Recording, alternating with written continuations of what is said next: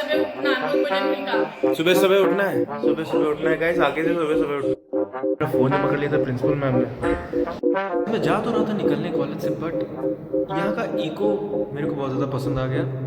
सो मैंने सोचा कि आप लोग को एक गाना सुनाता हूँ। वेलकम करता हूँ मैं आपका फिर से अपने डेली व्लॉगिंग के व्लॉग 4 में। और मैं भाई रेडी हो चुका हूँ कॉलेज के लिए। बोल लो मतलब मैं आज जल्दी नहीं उठ पाया, तो इस वजह से मैंने जल्दी कपड़े पहने। अभी मैं सिर्फ पानी पी के कॉलेज जा रहा हूँ। मेरे को दाढ़ी वगैरह भी बनवानी है क्योंकि आज मेरा प्रैक्टिकल है, वाइवा है। नहीं तो एग्जामिनर मेरे को भगा देगा। मत करो, अपन तो करेंगे ही। हकीकत है भाई, बोलने बेटे ने कुछ नहीं खाया, ये देखो। तो बेटे ने क्या खाया? छोटे भाई, इनका कर्तव्य क्या है? बच्चे का रहता क्या? हाँ बोल रहे हैं चलो छोटे इतना चाय पी लो, क्यों नहीं पी रहे? कोई मना कर रहा क्या? ये बॉय फाइल वगैरह सारी रख ली है मैंने बैग में, और अब निकलता हूँ, नहीं तो हो जाएगी मेरे को देर। एडमिट कार्ड वगैरह भी रखी है, फाइल भी रख ली है। तो देखिए थॉर रैग्नारॉक चल रही है, ये देखिए और निकलता हूँ भाई यहाँ से, क्योंकि हो रही मेरे को देर। मेरे को भी दाढ़ी भी सही करवानी है यार। बताओ में देर क्यों हो जाती है? सुबह सुबह उठना है, सुबह सुबह उठना है गाइस, आगे से सुबह सुबह। अबे साले। सो गाइस मैं निकल चुका था घर से, क्योंकि मेरे को करवानी थी दाढ़ी भी सेट। तो मैं बीच में बार के यहाँ रुका और वहाँ पे हो गई थी देर। तो मैंने सोचा थोड़ा सा सेट कराऊंगा, बट देर होने की वजह से मैंने उसे पूरा क्लीन करवा लिया। और ऐसा लग रहा था मैं आफ्टर द क्लीन ट्रिमिंग, शेव मैं करवाता नहीं, अभी तक मैंने शेव नहीं करवाया। वहाँ से करवाने के बाद हो चुका था भाई 10 बज चुका था। तो मैं वहाँ से निकल रहा था और हेड कर चुका था मैं कॉलेज की तरफ। आज प्रैक्टिकल भी था, तो भाई अलग ही टेंशन लगी हुई थी।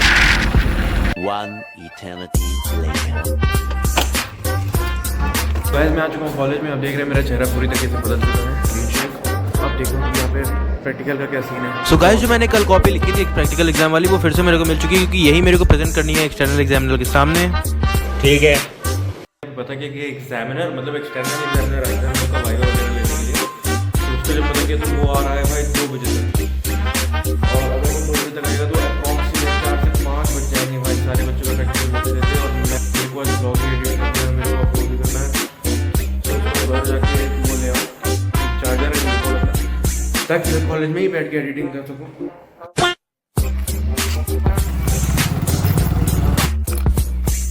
गाइस मैं आ चुका हूँ घर, और यहाँ से मैं चार्जर और डुओ पॉड लूँगा ताकि मैं कॉलेज में ही बैठ के एडिटिंग कर सकूँ। नहीं तो अगर मैं ये नहीं करता ना, तो फिर मैं आज व्लॉग भी नहीं डाल पाता। तो गाइस मैंने चार्जर और अपना पॉड डुओ पॉड वगैरह सब ले लिया है, और मैं निकल रहा हूँ यहाँ से कॉलेज। मतलब दोस्त से फ़ोन भी आ गया था, मतलब कॉलेज से, कि भाई साहब बुला रहे हैं, पता नहीं क्यों बुला रहे हैं, वो उठा भी नहीं रहा मेरे को। तो निकल रहा हूँ मैं यहाँ से, मैं गाड़ी की चाबी ले लेता हूँ और अब से डायरेक्टली मिलता हूँ सीधे कॉलेज में। ओके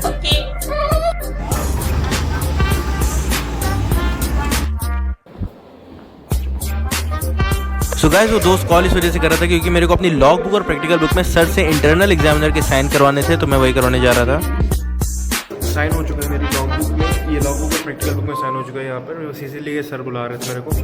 और बाकी अब एग्जामिनर आएगा तो वाइवा होगा, तो मैं प्रोसीड करता हूँ अपनी एडिटिंग, क्योंकि मेरे को ब्लॉग करनी है। बाकी आज बहुत भागा दौड़ी हो गई यार।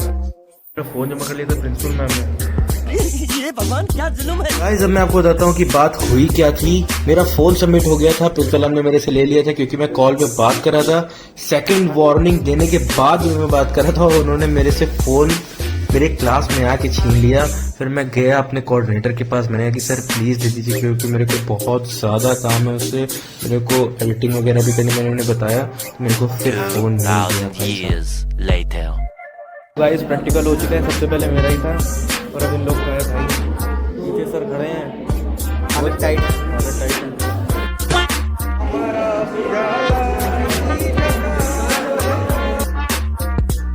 देखिए पूरा ब्लॉग मेरा जो है पूरा एडिट कर दिया और एक्सपोर्ट हो रहा है, तो फटाक से इसको एक्सपोर्ट करते हैं, फिर मिलते हैं आपसे। अच्छा हो चुका है सक्सेसफुली, मैंने व्लॉग एडिट कर दिया है, और बस मेरे को शेड्यूल करना है उसे, और उसका थंबनेल वगैरह बना के उसको पूरा सक्सेसफुली अपलोड कर देना है। बाकी सारी चीज़ें बिल्कुल सेट हैं, प्रैक्टिकल भी अच्छे से हो गया, सब कुछ अच्छे से हो गया, और बहुत सारे ट्विस्ट आया। आज मैम ने मेरा फ़ोन भी सबमिट कर लिया था प्रिंसिपल मैम ने। बाकी आज जो लखनऊ वाइट्स का फाउंडर है अर्पित, दोस्त है मेरा, उसकी मैरिज एनिवर्सरी है, तो शायद वहाँ पे भी मैं जाऊँ। अभी मेरा कंफर्म नहीं है जाने का, बट हो सकता है कि जाऊँ। सभी उसका भी कंफर्म करते हैं आगे, और मिलते हैं आप। A few moments later. मैं जा तो रहा था निकलने कॉलेज से, बट यहाँ का इको मेरे को बहुत ज़्यादा पसंद आ गया। तो तो मैंने सोचा कि आप लोग को एक गाना सुनाता हूँ। अभी मजा आएगा ना भिड़ो। को पाया है तो जैसे खोया हूँ, कहना चाहूंगी तुझसे क्या कहूं। तुमको पाया है तो जैसे खोया हूँ, कहना चाहूंगी तो तुमसे क्या कहूँ। किसी ज़बां में भी वो लफ्ज़ ही नहीं कि जिनमें तुम हो क्या तुम्हें बता सकूं। मैं अगर कहूँ तुम सा हंसी कायनात में नहीं है कहीं, तारीफ ये भी तो सच है कुछ भी नहीं। तुमको पाया है तो जैसे खोया हूँ। क्या बात है सर, क्या बात है सर, क्या बात है, ये बात है।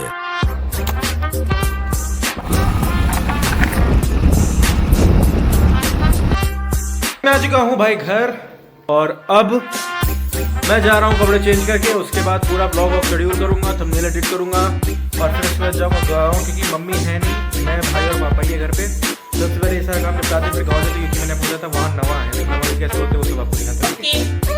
शोल्डर वर्कआउट और ट्राइसेप वर्कआउट के लिए मैंने अपना वेट रेडी कर लिया। ये 10-10 किलो की प्लेट्स हैं, और इसका भी वेट अराउंड 10 kg ही होगा, तो अप्रॉक्सीमेटली आप 25 kg इसका वेट लगा लीजिए। और डंबल के साथ मैंने वेट लगाया है, ये दोनों डंबल 10-10 किलो के हैं, जिससे मैं सिंगल हैंडेडली शोल्डर का वर्कआउट करूंगा। तो मैं आपसे प्रॉपर वर्कआउट करने के बाद 1 2 3 तो कि बिल्कुल रेडी हो चुका हूँ, एक्सरसाइज वगैरह हो चुकी है, और भाई बहुत अच्छा लग रहा है अब।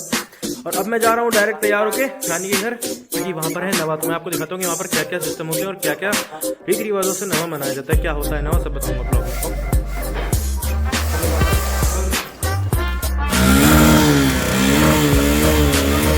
सो गाइस, मैं रास्ते में जाते जाते आपको बताता हूँ कि असल में नवा होते क्या हैं। सो गांव में और विलेज एरिया में ये परंपरा होती है कि मतलब कहीं कहीं होता है, मेरे को पता नहीं कि हर जगह होता है कि नहीं, कि जब नई फसल आती है गेहूं और धान की, तो उस धान और गेहूं में ही ये नवा मनाया जाता है, और नई फसल को भगवान को भोग लगाया जाता है, और बोला जाता है कि नवा धरो पुरान खाओ।